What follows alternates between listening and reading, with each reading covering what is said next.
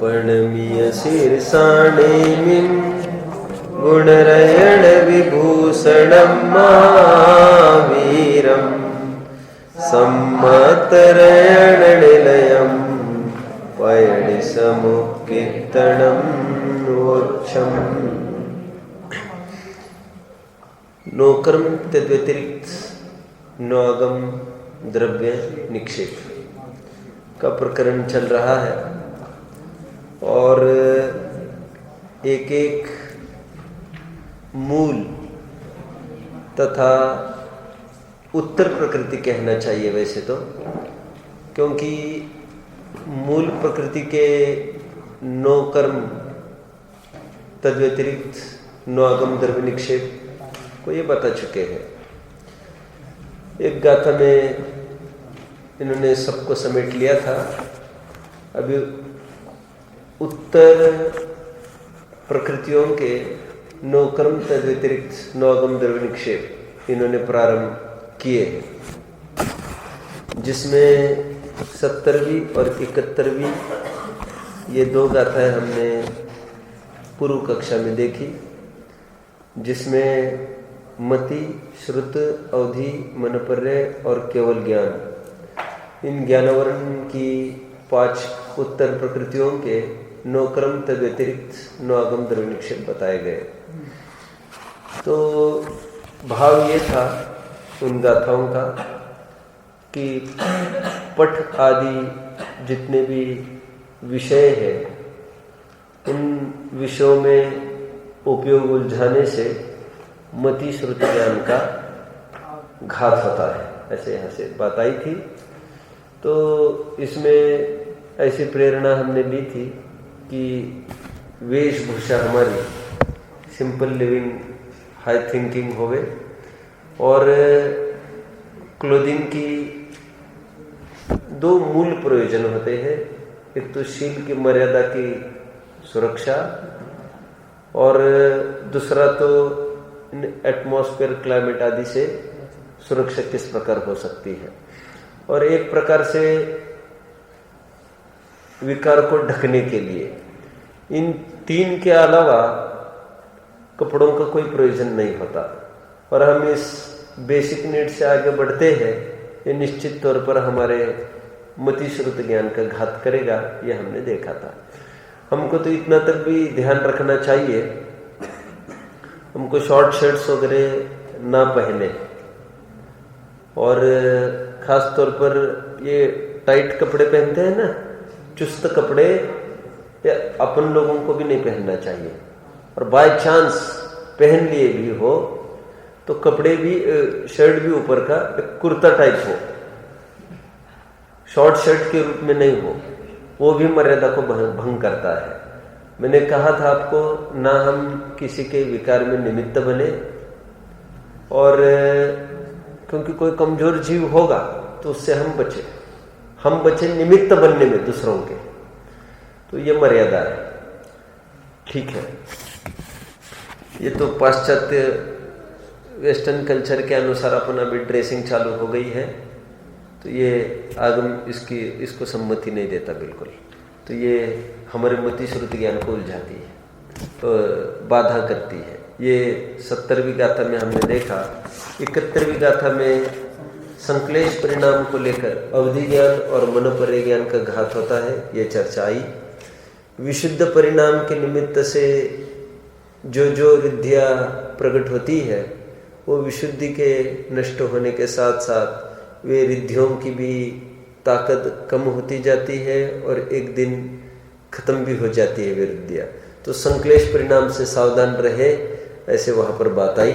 और जो अवधि मनोपर्य ज्ञान का घात करेंगे वे संक्लेश परिणाम, वे मति श्रुत ज्ञान का भी घात करेंगे ही। तो आगे बढ़ते हैं। आगे 72वीं और 73वीं गाथा आज चलेगी। एक प्रकार से विचारा जाए तो ये चरणानुयोग परख, ये सब गाथाएं चलेगी। पूरा आपको लगेगा चरणानुयोग की ही चर्चा चल रही है, क्योंकि बहुत क्लोजली रिलेटेड होता है वैसे कर्णानुयोग चरणानुयोग भी। अभी भी यहाँ पर क्या खाना क्या नहीं खाना, जिससे हमारे गुण की बाधा ना हो। ये पूरी चर्चा इसमें चलनी है, अभी जो गाथा चलेगी। अभी तो ड्रेसिंग में हो गए, उन्होंने बताया। अभी वैसे वेशभूषा में आपको केशभूषा आदि सब कुछ समझना है, जो जो हमारे उपयोग को उलझाए। और नेचुरली ऐसा होता है, हम कोई एक्स्ट्राऑर्डिनरी दिखना चाहते हो, अरे जिसको कंघी भी रखने की आदत है पास में, तो स्थिर चित्त से वो नहीं बैठ सकता। ऑलवेज उसको ये भाव बना रहेगा कि हम दर्पण में देखें और ये ठीक है कि नहीं, उसको चेहरा निरंतर देखने का भाव उत्पन्न होगा। ठीक है, जितना आप सादगीमय जीवन जिएंगे इसका लाभ आप स्वयं लेंगे। अभी जैसे बाल की ही बात आई ना, यही विकल्प नहीं है उसका। तो मैं हमेशा कहता हूँ जो बड़े बाल रखे हैं तो उसको कितना विकल्प, उसको स्नान में विशेष समय जाएगा, सुखाने में विशेष समय जाएगा, तेल कंघी में विशेष समय जाएगा, उसको मेंटेनेंस में कितना, और जीवोत्पत्ति की संभावना उसकी अधिक, हर प्रकार से बाधा है उसको। और यहाँ पर मेंटेनेंस फ्री लाइफ, इसलिए जो ब्रह्मचारी वर्ग होता है वो तो सिर मुंडाता है, क्योंकि मैंने कहा था श्रृंगार का आभूषण है बाल। इसलिए पहले विधवाएं होती थी महिलाएं, ब्रह्मचर्य जो भी लेते थे, पहला नियम रहता था सिर मुंडाना। किसी को विकृति का विषय नहीं बने हम, कोई हमें विकारी दृष्टि से देख ही नहीं सकता। इतनी शील मर्यादा थी पहले, थोड़ी ना आक्रमण वगैरह होता था ऐसा कुछ। अभी बहुत वो दिक्कत होती है ना, सामने वालों से भी वो विकृति है, सामने वालों में वो विकृति दिखती है, मतलब उनकी ड्रेसिंग वगैरह ठीक ठाक नहीं है, सामने वालों को भी विकार होता है, दोनों विकार है। और वो कैसी भी ड्रेसिंग करके वो लेडी, वो गर्ल, वो कैसे एक्सपेक्ट कर सकती है ना, freedom of speech, freedom of expression, ये सब कुछ, मैं स्वतंत्र हूँ सब कुछ पहनने करने के लिए, और लेकिन दूसरे लोग अपनी भावनाओं पर रोक नहीं लगा सकेंगे, और फिर वो आगे भी बात बढ़ सकती है, इसको क्यों नहीं वो मानने को तैयार, मुझे यही समझ में नहीं आता। कभी बहुत टाइम पहले कि एक इंटरव्यू में कोई बता रहा था कि इंटरव्यू में एक कोई एक्ट्रेस की इंटरव्यू में वो बोली ऐसे कि कपड़े में क्या होता है, कैसे भी कपड़े पहने, उसमें क्यों रोक टोक करें अपन, सब भावों से कुछ नहीं, अपने सब भावों से होता है, बाहर से कुछ नहीं होता, ऐसा बराबर वो बोलती जा रही थी। ये बराबर अपनी गाथा की तरफ संकेत करती है, सुनो नहीं, ये बराबर अपनी गाथा की तरफ संकेत करती है। सूक्ष्मापि न खलु हिंसा पर वस्तु निबंधनम भवति पुंसा, जो कहती है सूक्ष्म भी सचमुच ऐसा तो नहीं होता, बात बिल्कुल पक्की है, लेकिन ऐसा होने पर भी कि परिणाम विशुद्ध तदपि कार्य, परिणाम की विशुद्धि यदि तुम चाहते हो तो तुम हिंसा आयतन निवृत्ति, ये हिंसा के जितने भी आयतन हैं उससे हमको दूर रहना चाहिए, नहीं तो चरणन्योग की कुछ खड़ी नहीं रहेगी। अरे ये भी नहीं कह सकेंगे कि भारत स्वतंत्र देश, ये भी नहीं कह सकेंगे नो एंट्री बोर्ड है, यहाँ से तुम एंट्री नहीं, कि सब देश है हमारा, हम कहीं भी जा सकते हैं। इतना से अद्वैत तो हम लोग में भी समझते हैं, कहाँ पर उनके नियम ऑब्लिगेशन के अनुसार सब चलता है, रेगुलेशंस के हिसाब से, हम वहां पर थोड़ी चैलेंज कर सकते हैं उनको। उनकी भी स्वतंत्रता के होने पर भी उन्होंने उनके अपने एक नियम व्यवस्था है, कायदा व्यवस्था है, उसी प्रकार यहाँ पर भी सब स्वतंत्रता है। तो और हम गवर्नमेंट से एक्सपेक्ट करते हैं सिक्योरिटी की, तो गवर्नमेंट हमसे एक्सपेक्ट कर रही है, तुम हमको सहयोग करो उसमें, तो नहीं तो सब जगह दिक्कतें होती है खड़ी। ठीक है, हम बचे, हम अपने घर वालों को बचाए, दुनिया वालों को तो हम क्या बचा पाएंगे। ये ड्रेसिंग में जितने भी, अभी मैंने यहाँ पर कहा नहीं कहा मुझे नहीं ज्ञान में, अभी एक इंसिडेंट हुआ सोलापुर में, और उसमें ये हुआ, अभी मुझे बता रहे थे कोई कि एक भाई ने अपनी बहन को ये कहा कि तुम ये पहन कर नहीं जाओ ऐसे कपड़े, चुस्त कपड़े। और 12वीं में थी वो लड़की, और लड़का भी, उसका भाई भी एक आध साल छोटा बड़ा होगा, उसने नहीं बात मानी, और कैंटीन्स में जाकर फिर लड़कों के साथ भी कुछ लेती करती होगी, तो फिर उसके लिए बहुत मना किया, घर पर भी ज़्यादा थोड़ा सा हो गया माहौल, तो माता पिता ने भी आवश्यकता नहीं समझी समझाने की, तो उसने वो थोड़ा सा अति कर गया, लेकिन उदाहरण उस रूप से नहीं लेना है, उसने ली हॉकी स्टिक और फिर जम की पिटाई कर वो मरी गई। अब वो सड़ेगा ना अंदर जेल में, लेकिन मैं ये कह रहा हूँ ये नौबत क्यों आ गई इतनी। माँ बाप भी बहुत दुर्लक्ष्य करते हैं इस मामले में, इसलिए मैं कहता हूं जितनी उम्र है हमारी उतनी ही उम्र के हम दिखना चाहिए, ये ठीक है। आप समझ रहे हैं मेरी बात को? सबको यंग दिखना चाहिए, ये अच्छी बात नहीं है। यंग को वो वृद्धों का ड्रेस कैसा लगेगा? हास्यास्पद। उसी प्रकार हम काले बाल करें, हम वैसे ही टी शर्ट, हम वैसे ही जीन्स, एक पर्टिकुलर उम्र में एक वो भेष भी एक रिस्पेक्ट का विषय बनना चालू होता है। तो जिस उम्र में है हम वैसे ही हम उसको बियॉन्ड उम्र को दिखावे का प्रयास न करें। हम समझ रहे हैं? हम भी और हमारे संग साथी भी है। विदेश में तो ये भी मैंने कहा होगा, मुझे ज्ञान में नहीं है, अपनी इंडियन कोई लेडी वहाँ पर इंश्योरेंस का काम करती है, सालों से वही रहती है, स्टेट्स की बात है ये। तो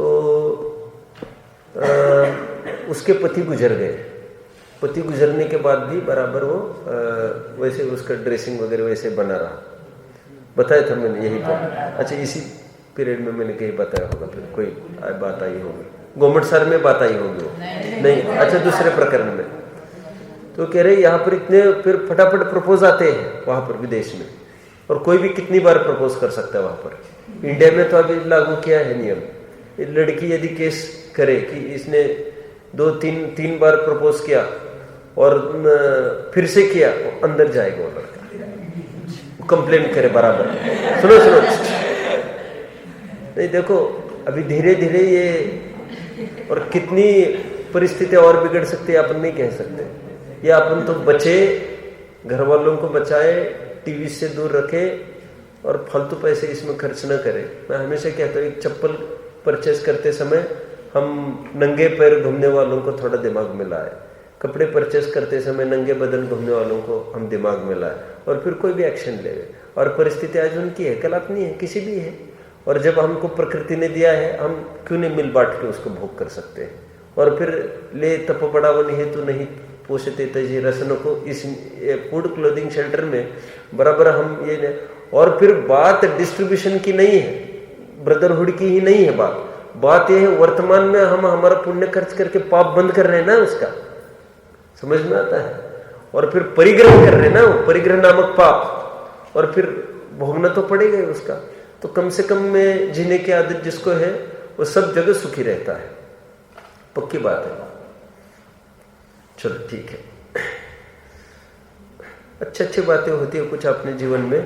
अभी एक जन बोला मुझे, एक नियम दिया एक जन ने, मैंने कहा क्या? कि जीवन पलट सकता है। बोले आप एक काम करते हो, कर सकते हो, क्या बचा सकते हो? बोले क्या बचा है? बोले रोज नहाते हो 1 मग पानी कम लेना।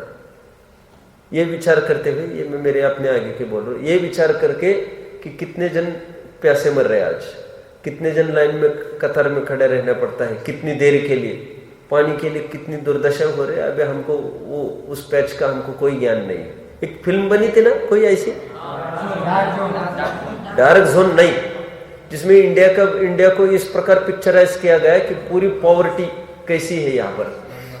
हाँ, क्या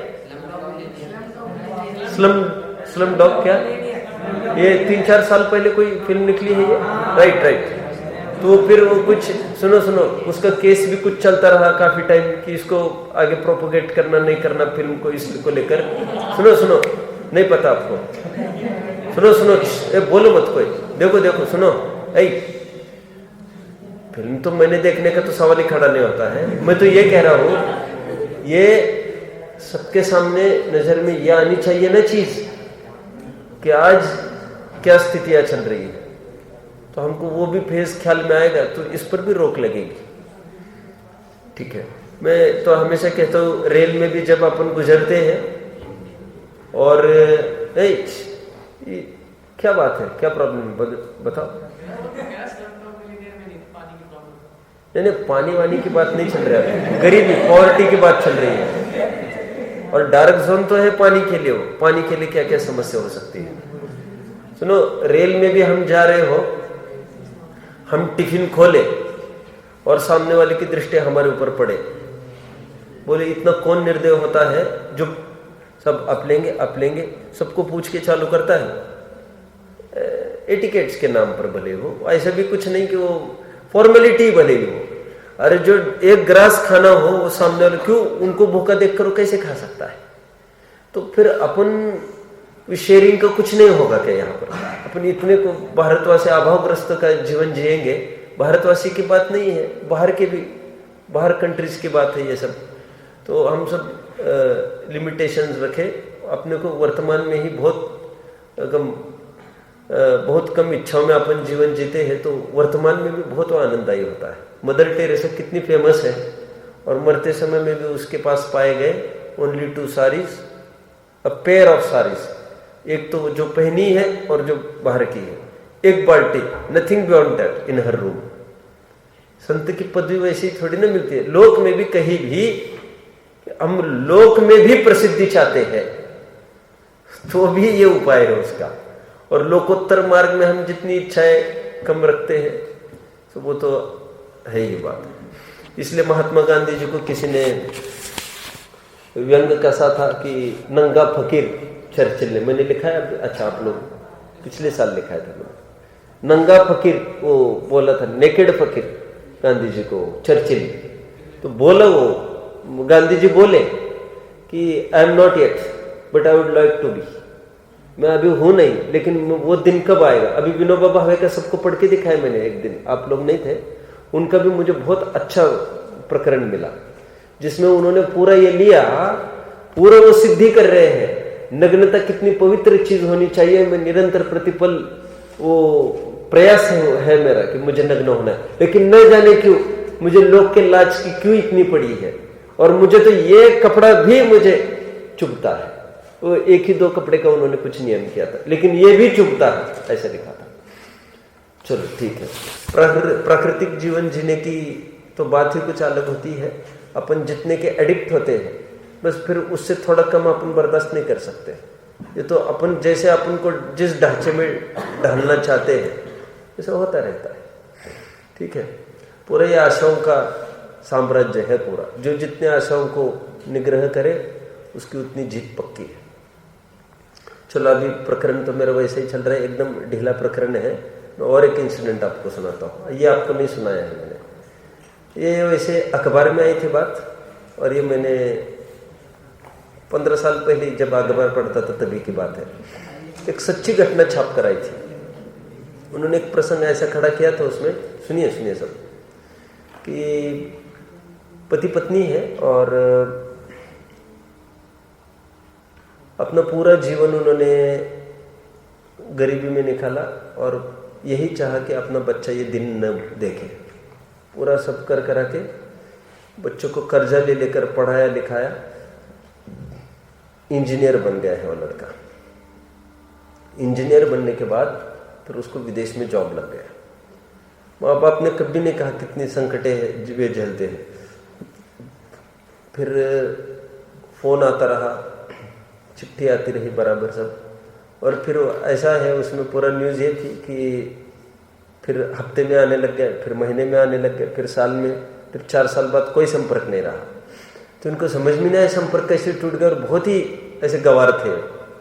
तो कुछ पूछवाया कराए, ये पता चला कि he has been married now, उस शादी हो गई है उसकी, रहता है। तो उनको बहुत तकलीफ हुई इस बात की।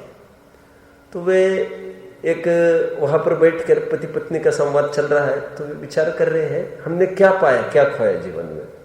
हमने पूरा इतना पाप कर करके हमने वर्तमान की भी, लुक्की चुपड़ी की भी बात नहीं, चुपड़ी की तो बात ही नहीं, लुक्की को भी हम गौण करके केवल इसका बेटर फ्यूचर हो, और आज क्या नौबत आ गई। ये तो बहुत अच्छा होता यदि ये नहीं जन्मता अपने को, ऐसा वहां पर उनका निष्कर्ष निकला। और कम से कम अपन तो अपनी लाइफ जीते, बात एक, दूसरी लाइफ हम आज समाज में बाहर निकल रहे हैं और एकदम नीचे गर्दन करके निकलना पड़ता है।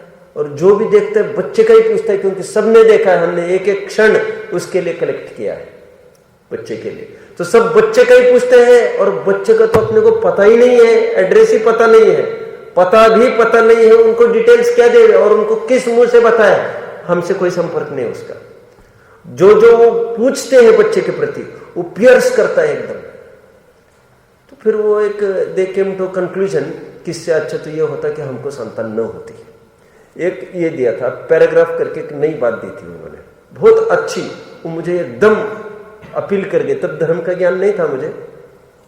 एक इंसिडेंट तो ये उन्होंने साइट किया। सेकंड इंसिडेंट, सेकंड पैराग्राफ में उन्होंने दिया था कि एक पति पत्नी है, फिर उनको बहुत अनुकूलता है, सब है, संतान नहीं है, उनको संतान नहीं है, परेशान है निरंतर। और फिर ये सोच रहे हैं आज हम समाज में बाहर निकल रहे हैं, हमको कोई सम्मान नहीं है, वैसे उनको सम्मान्य वैसे दृष्टि से नहीं देखा जाता। हालांकि ऐसे कोई बात नहीं है, क्योंकि अपुत्र से गतिर्नास्ति, ऐसा हिंदू मत मानता है कि जिसको संतान नहीं। और फिर जो जितने भी ऐसे होली कुछ कार्यक्रम होते, त्योहार पर्व वगैरह, उसमें जो बांझ होती है उसको प्राधान्य बिल्कुल नहीं दिया जाता, उसको दूर रखा जाता है, जो भी कुछ बात हो। तो कहते फिर वो ये सोच रहे पति पत्नी, हमको जैसे भी हो, कुछ लूला होता, लंगड़ा होता, हमारे कोख में कोई ना कोई तो होता, हम जीवन भर भी उसकी रक्षा करते दुनिया को दिखाने के लिए कि हमारा कोई है। आज किसके आशा पर जिए। एक वो कंक्लूजन में है कि पति पत्नी बैठे हैं और वे बहुत दुखी है, और वो कहते भाई संतान होती, अंधी होती, लूली होती, लंगड़ी होती, कुछ भी होती तो अच्छा अपने क्या अचीव किया जीवन में, ऐसे वो एक कंक्लूजन में। और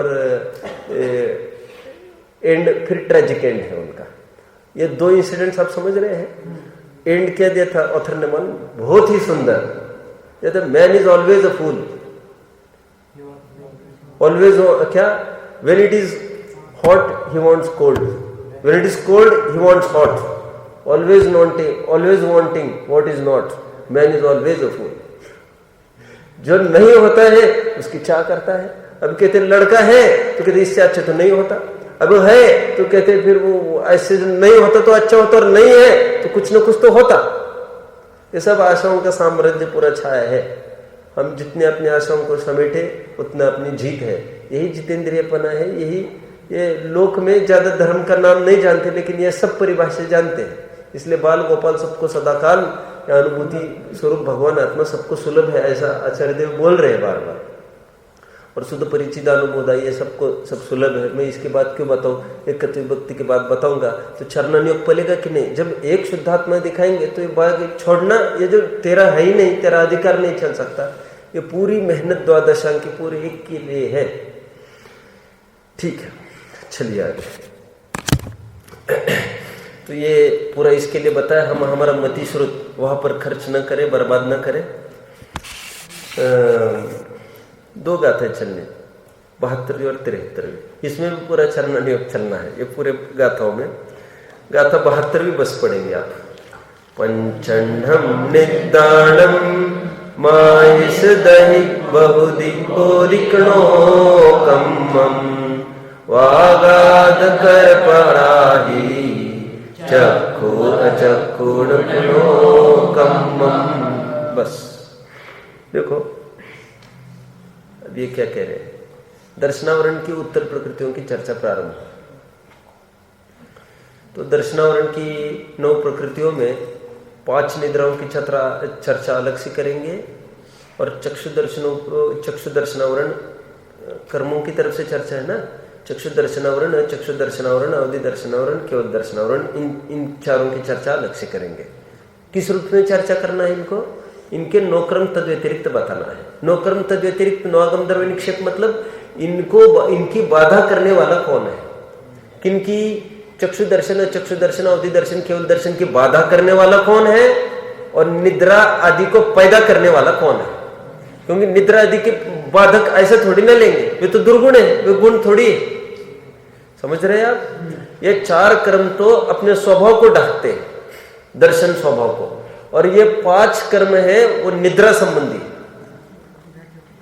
ठीक है, वो गुण को ढकते हैं, सीधा ऐसा नहीं बोलेंगे, इसलिए उनको आवरण रूप नहीं बोला है। हालांकि आते तो सब दर्शनावरण में ही।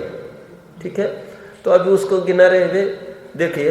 पंचंडम निदानम कहते हैं स्त्यान गृद्धि, प्रचला सॉरी निद्रा निद्रा, प्रचला निद्रा प्रचला। ये जो 5 है ना, कह रहे हैं इन 5 निद्राओं में माहिस दही पहुदी, भैंस का दूध भी नहीं, भैंस के दूध का दही, ये 9 कर्म तद व्यतिरिक्त 9 आगम धर्म निक्षेप है। अब विचार करोगे तो ये क्या दिया है इन्होंने। देखिए सुनो, ये कह रहे हैं ये निद्रा में कारणभूत कौन, आदि भी दिया है। ये भैंस का दूध और उसका भी दही। इतना ही कहना चाहते हैं कि भैंस के दूध से दूर रहो। ये शब्द पड़ा है माहिस, वैसे महिषी पट्टरानी को भी कहते हैं। अब जानते हैं महिषी पट्टरानी को भी कहते हैं चक्रवर्ती के। और ये महिषी मतलब तो एक भैंस होता है। मराठी का प्योर वर्ड बोलो, मराठी का प्योर वर्ड भैंस नहीं है, महिष। अरे देखो यार, महिषी, महिष। ये मैंने हमेशा कहता हूं मराठी और प्राकृत वेरी क्लोजली रिलेटेड है। ये तो बहुत भैंस का महिष बनाया, वो तो ऑलरेडी मराठी में वर्ड है महिष, ये यहां पर महिष आ गया। तो देखिए, वैसे सच पूछो तो अब जानते हो फॉरेन कंट्रीज में ये भैंस को बॉयकॉट कर दिया है, ये आउट कर दिया कंट्री से बाहर टोटली। वे इसका दूध पीते नहीं है, बिल्कुल तो अनफिट मानकर इसको आउट किया है। वे भी ये मानते हैं कि पीने लायक दूध गाय का ही है। क्या प्रॉब्लम क्या है चिन्ह, मुझे तो बताओ। अभी क्या बोल रहा था वैसे वो? तुमने तो एक काम करो भाई, पीछे बैठो, फिर आपस में तुम्हारे चलने दो चर्चा है। अरे सब बताता हूँ भैया, तुम लोगों को तो सोयाबीन क्या मिल रहा है, चुप रहो तुम। सुनो देखो, हमने जहां जहां भी पढ़ा है गौशाला है, गो हत्या का निषेध, गो माता, गाय को कामधेनु, गाय में 33 करोड़ देव, ये सब सुनने में आता है। आपने यही आवाज सब जगह गूंज रही है। आपने गलती से भी कहीं सुना होगा और पूछते देखा होगा कभी भैंस को। सुनो, बोलो मत। और गायों को बचाओ, गौशाला गौशाला गौशाला, ये जितने भी जन करते हैं, सुनो उसके पीछे मैं कुछ एक इंपॉर्टेंट बात बताऊंगा। वाकई में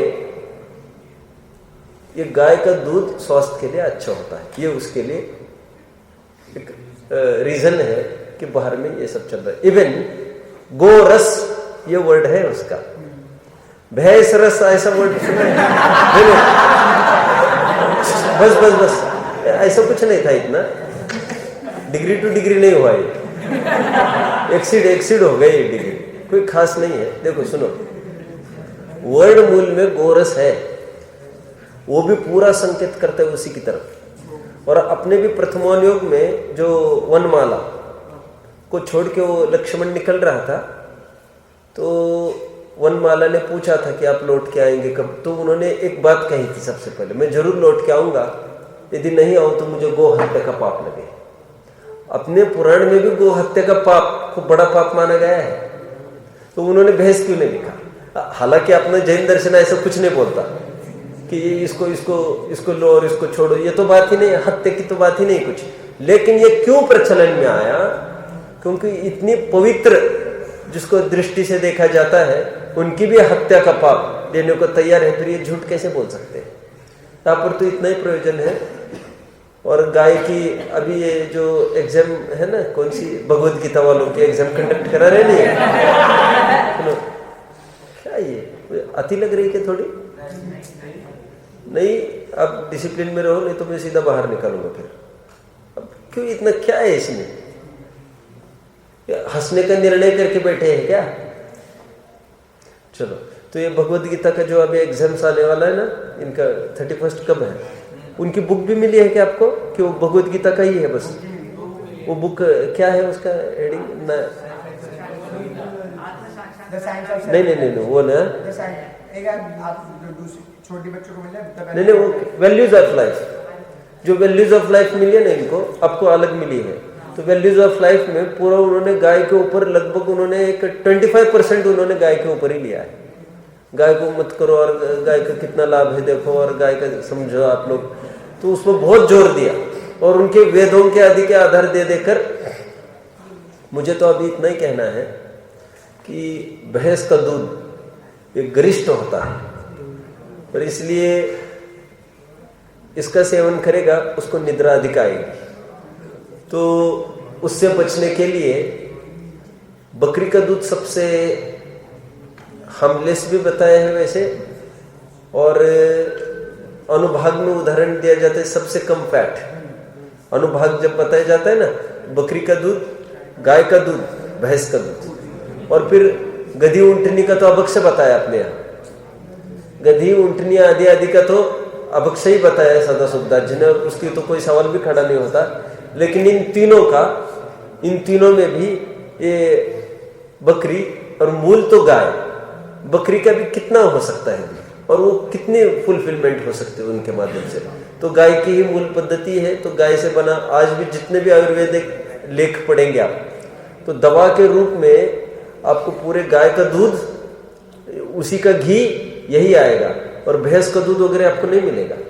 ये थोड़े से घी के ही लोभ में, उसमें फैट ज्यादा होता है भैंस के दूध में, तो केवल घी के लोभ में उसको लेते हैं, लेकिन पोषक तत्व ज्यादा गाय के दूध में रहते हैं।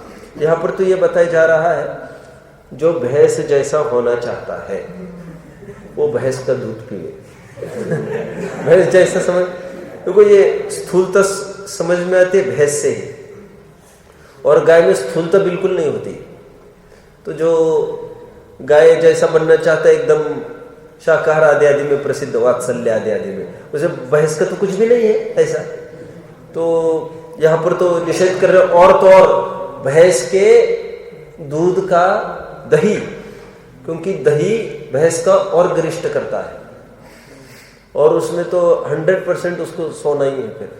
इसलिए मैंने एक दिन कहा था, फाड़ू रोग हो गया एक जन को। फाड़ू रोग समझते हैं ना आप? देखो सुनो, जितने भी लेखक होते हैं उनको फाड़ू रोग होता है। जो भी पढ़ते हैं उनको एक आध घंटे के बाद ही ऐसा लगता है ये ठीक नहीं है, नया बने नया बने नया बने। तो वो लेखक की माँ थी, तो वो बहुत परेशान हो गई थी, पूरे कचरा ही कचरा पड़ा रहता था, पूरा कमरा भरा रहता था, और निरंतर वो यही करता रहता था।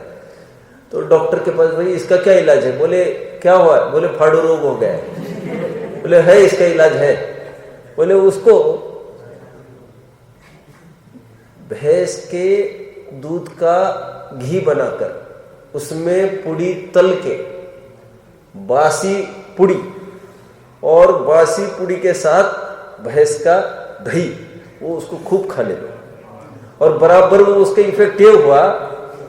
अब वो ये सोचने लगा, अरे ठीक है अभी ठीक है, उसका फाड़ू रोग खत्म हो गया। फाड़ू रोग मतलब आलसी बन गया वो, ये कहना है मुझे।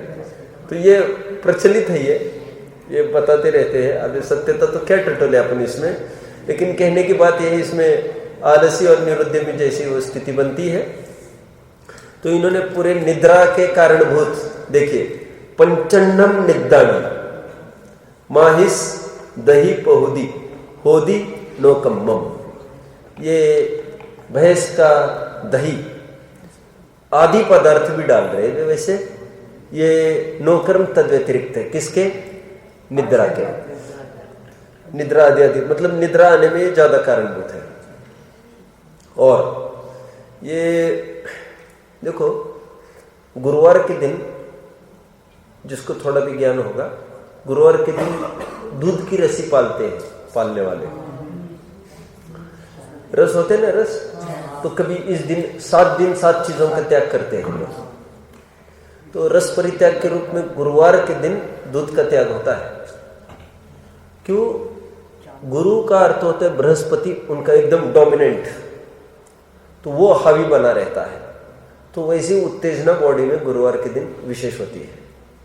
तो आज के दिन दूध पिएगा तो ये इफेक्ट और बढ़ेगा। तो उसको कंट्रोल करने के लिए भी गुरुवार के दिन दूध को दूर रखने की बात रखते हैं। तो ये निद्रा आदि से दूर। आदि आदि पदार्थ में हम क्या क्या ले सकते हैं?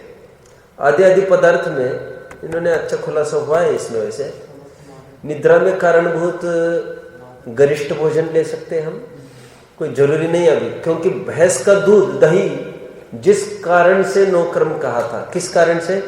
गरिष्ठ के कारण। आप गरिष्ठ की सभी सामग्री ले। ऐसे थोड़े ना गाय का दूध तो कुछ नहीं करेगा तो फिर गाय का दूध हम कितना भी पीते जाओ, ऐसा नहीं चलेगा। और फिर बाकी की भी का भी भोजन है, भरपेट भोजन नहीं करना। इनके पुस्तक में वो भी लिख कर आई भैया बात, जो नॉन जैन वाले पढ़ा रहे ये भगवत गीता वाले अरेंज कर रहे, उसमें स्पष्ट बात आई 25% अपना पेट खाली रखना, 25% वाटर, 50% आपका जो डाइट है वो फूड लेना, बराबर ऐसा उन्होंने दिया है अनुपात। और जो भरपेट भोजन करेगा तो वो भी उसके लिए नौकरम के व्यतिरिक्त हो जाएगा। और निद्रा के लिए क्या क्या कारण होते हैं वैसे? आपको क्या लग रहा है वैसे? हम मादक वस्तु ले सकते हैं। मादक मतलब अभी इस प्रकरण में विचार करना पड़ेगा, सीधा मादक कौन लेता है? गरिष्ठ जैसे मक्खन, इसलिए उसको भी अभक्ष्य के दायरे में डाल दिया। जैसे दही और गुड़ का संयोग, ये सब मादक करता है और बहुत ड्राउजनेस इससे भी बनता है, उससे विशेष निद्रा आती है। और बोलो कोई? अधिक परिश्रम करना, इस रूप से डाल रहे हैं। ज्यादा मेहनत करना, ये भी नौकर्म तद व्यतिरिक्त है निद्रा आदि का, ये भी एक कारण है। इसलिए ये भी विचार करना कि मेहनत और कुछ घटा सकते हैं तो विचार करो, नहीं तो होता है ना बहुत सब थक कर आते हैं दिन भर काम करके और फिर प्रवचन में बैठते हैं। बड़े लोगों की बात कर रहा हूँ, अपनी तो वैसे कोई खास बात नहीं है, वैसे थकते तो आप भी कुछ कम नहीं होंगे, लेकिन तो फिर वहां पर कहा जाता है वहां पर पूरी मेहनत करोगे, इतनी ड्यूटी करोगे। यहाँ पर कहने हमने डाइट कंट्रोल किया, सब कंट्रोल किया, डाइट कंट्रोल की बात नहीं है। वहां पर आप मेहनत मत करो लोक में इतनी, तो वहां पर आप पूरा स्ट्रगल करोगे, यहाँ पर थकोगे तो नींद आनी 100% आएगी। मानसिक थकान भी नहीं चाहिए और शारीरिक स्ट्रेस भी ज्यादा नहीं चाहिए, ठीक है। इसलिए थोड़े दिन पहले स्वयं स्तोत्र का एक छंद यहाँ से पढ़ा था निद्रा के प्रकरण में, स्वजीविते च काम, क्या स्वजीविते काम सुखे च, है ना, काम तृष्णया निशी शेर, क्या दिवा श्रमार्ता निशी शेरते प्रजा। दिन भर मेहनत करके रात में सो जाते हैं लोग, ऐसा लिया था, फिर एकदम गाफिल होकर सोते हैं। तो दिन में बहुत अधिक मेहनत करना ये भी उपयुक्त नहीं है इसके लिए। तो हम जो भी हमारा प्रोफेशनल लाइफ में चयन करेंगे, ऐसा चयन करना ज़्यादा फिजिकल वर्क नहीं हो, मेंटल स्ट्रेस नहीं हो, माइंड इन्वॉल्व होना अलग चीज़ है। एम्प्टी माइंड डेवल्स वर्कशॉप के रूप में कहीं ना कहीं इन्वॉल्व रहना वो अलग बात, स्ट्रेस वाला काम नहीं चाहिए बिल्कुल। और शारीरिक थकान हो, 2 घंटे जाना 2 घंटे आना, ऐसा भी जॉब नहीं करना चाहिए। और उसमें थक जाएगा आदमी, यहाँ पर गारंटी से शिथिलता आएगी। तो कम भी हमको कहीं मिलता है लेकिन थकान बिल्कुल नहीं होती हो, उसको चूज करना चाहिए हमको। क्योंकि आप ये विचार करते हो 40 साल के बाद हम बहुत फिर बैठ के अध्ययन करेंगे, ऐसा नहीं होगा कभी भी, क्योंकि आपको लाइफ भी उतनी बिल्कुल नहीं होगी। आपकी लाइफ की क्षति होती जाती है ऐसे जॉब में, और फिर अकाल बुढ़ापा भी घेर लेता है, और फिर बुढ़ापे में उतनी दम नहीं रहती है, मतलब कोई जोश भी नहीं रहता। पूरा टू द बेस्ट वहाँ पर दे दिया ना पूरा एफर्ट आपने, तो यहाँ पर भी काम नहीं कर सकोगे। तो इसमें भी समझना, निद्रा आदि आपको एक ब्रह्मचारी के नियम में ही है, अल्प निद्रा। तो ब्रह्मचारी जो जो करते हैं, ब्रह्मचारी मतलब ऐसा कोई सील नहीं है कि अमुक लोग ब्रह्मचारी है, आपकी उम्र सब ब्रह्मचारियों की है। मैं कहता शादी होने तक अपना ब्रह्मचर्य आश्रम ही चलता है। ब्रह्मचर्य आश्रम के बाद होता है गृहस्थ आश्रम, और फिर वानप्रस्थाश्रम, संन्यासाश्रम, ये सेटेड है ना।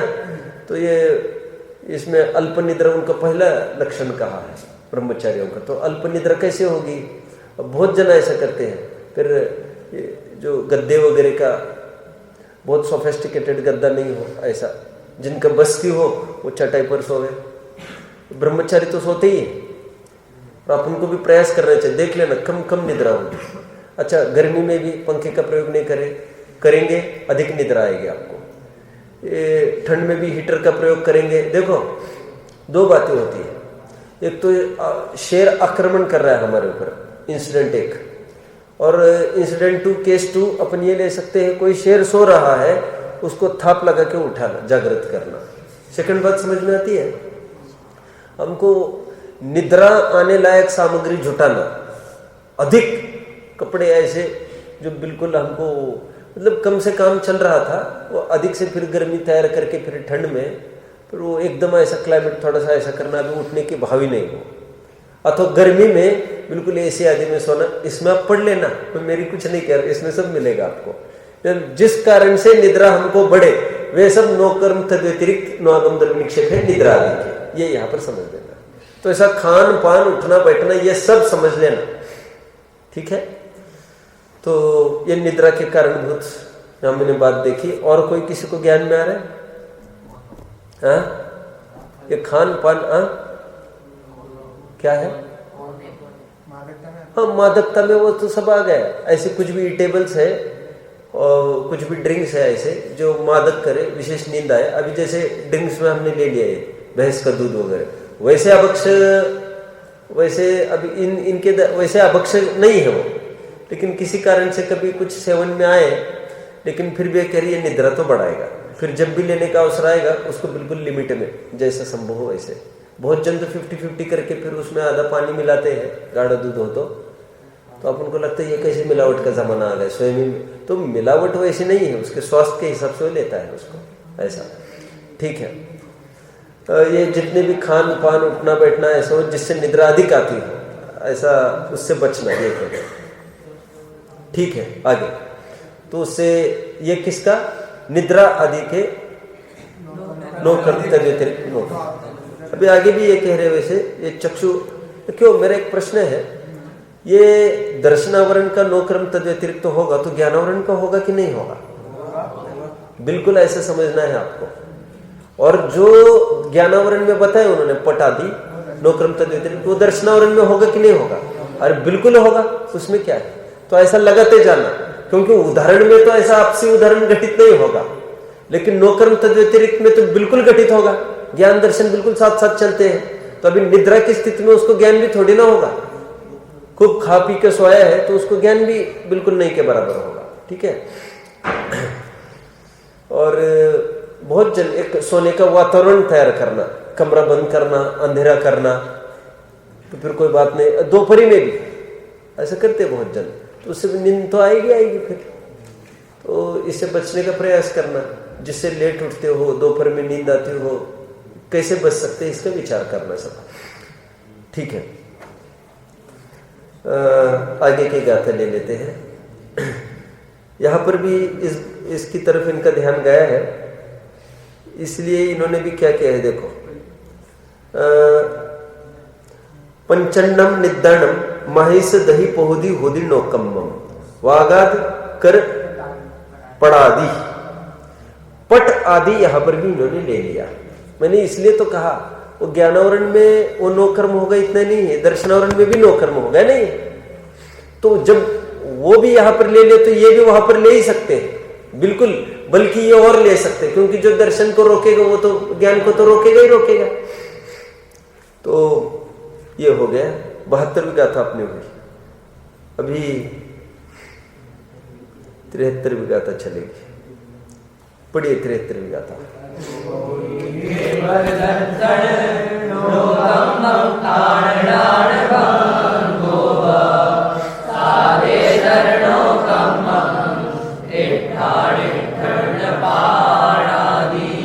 देखो क्या कह रहे हैं।